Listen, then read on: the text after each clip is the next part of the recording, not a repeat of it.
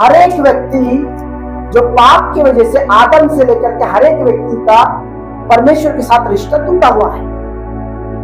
लेकिन जब कोई भी व्यक्ति यीशु को ग्रहण करता है तो क्या होता है, परमेश्वर के साथ फिर से मेल मिलाप हो जाता है।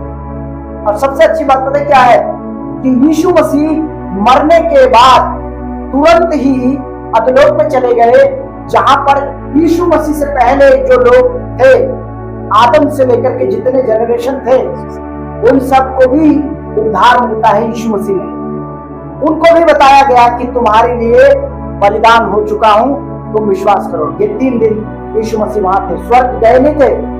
हमें जब हम इन बातों को देखेंगे तो हमें पता चलेगा कि जैसे यीशु मसीह मरियम मगदानी के सामने प्रकट हुआ तो यीशु मसीह ने कहा कि हे पुत्री मुझे मत छू, क्योंकि अभी तक मैं पिता के पास नहीं पहुंचा हूं। तो क्योंकि वो स्वर्ग पहुंचे नहीं थे तो यीशु मसीह वहां पहुंचे थे अधोलोक में, ताकि यीशु मसीह से पहले जो लोग मर गए थे उनको भी बचाए। तो प्रभु यीशु मसीह में हर एक व्यक्ति का संबंध परमेश्वर से हो जाता है, परमेश्वर के साथ फिर से मेल मिलाप हो जाता है।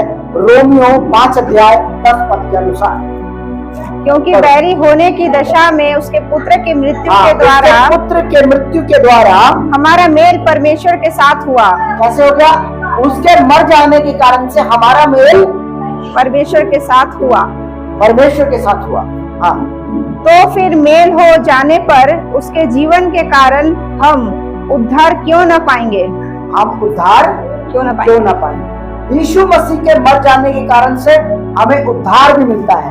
तो क्या होगा? परमेश्वर के साथ उसका मेल मिलाप भी हो जाएगा। और आगे इसी में 2 बातें कहा, इफिसियों की पत्री 2 अध्याय 12 पद और 13 पद। तुम लोग उस समय मसीह से अलग और इज़राइल की प्रजा के पद से अलग किए हुए और प्रतिज्ञा की वाचाओं के भागी नहीं थे, प्रतिज्ञा के भागी नहीं थे। हम उस स्वर्ग जाने के लायक नहीं थे, परमेश्वर के साथ रहने के लायक नहीं थे, क्योंकि हम पापी हैं और परमेश्वर पवित्र है। इस वजह से ये दीवार है, हम लायक नहीं थे।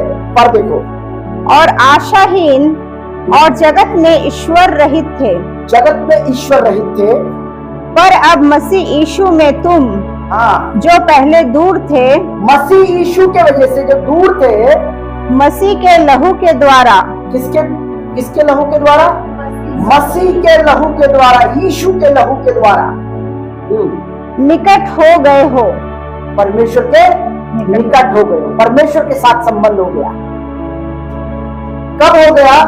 जैसे ही हमने यीशु को ग्रहण किया तो हमारा संबंध परमेश्वर के साथ हो गया, लहू के द्वारा।